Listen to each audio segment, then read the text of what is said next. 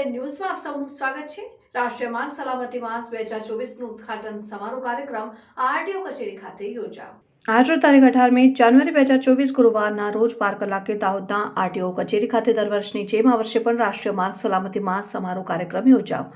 રાષ્ટ્રીય માર્ગ સલામતી માસ યોજવામાં આવેલ કાર્યક્રમમાં ઉપસ્થિત મહાનુભાવોએ કાર્યક્રમમાં ઉપસ્થિત નગરજનોને ટ્રાફિક નિયમોનું પાલન કરવું, ઓવર સ્પીડમાં પોતાનું વાહન ન ચલાવવું, નશો કરીને વાહન ન ચલાવવું, કાર ચલાવતા સમયે સીટ બેલ્ટ બાંધીને કાર ચલાવી લોકોને સમજણ આપીને તમારા ધ્યાને આવતા લોકોને ટ્રાફિક નિયમોનું પાલન કરાવવા વિનંતી કરવામાં આવી હતી।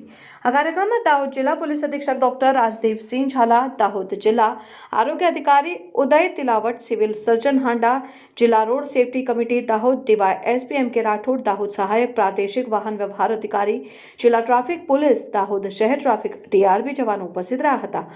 કાર્યક્રમ બાદ દાહોદ જિલ્લા ટ્રાફિક પોલીસ શહેર ટ્રાફિક પોલીસ દ્વારા દાહોદ શહેરના વિવિધ વિસ્તારોમાં ટ્રાફિક નિયમોને લઈને બાઇક રેલી યોજાઈ હતી। રિપોર્ટર નાઝિયા પઠાણ, સિંધુ ઉદય ન્યૂઝ, દાહોદ। માર્ગ સલામતી માસ 2024નું આરટીઓ કચેરીથી શુભારંભ કરવામાં આવ્યો છે। આજે બધા સ્ટેક હોલ્ડર ડિપાર્ટમેન્ટ જે રૂટ સેફ્ટી જોડે જોડાયેલા છે બધાએ આજે એક પ્રતિજ્ઞા કરી છે। પ્રતિજ્ઞા એ છે કે દાહોદને ઝીરો ફેટલ ઝોન બનાવવાનો છે। દાહોદને ઝીરો ફેટલ ઝોન જો બનાવવો હોય તો એક માત્ર ગવર્મેન્ટ ડિપાર્ટમેન્ટથી આ થઈ શકશે નહીં, નાગરિકોનો પણ એટલો જ સાથ સહકાર જોઈશે। તો હું તમામ નાગરિકોને આહ્વાન કરું છું કે તમે આ યજ્ઞમાં જોડાઓ, તમે તમારા સમય અને એફર્ટની આહુતિ આપો। હું તમને 100% આ બાબતે આઉટપુટ લાઈને આપીશ। Thank you.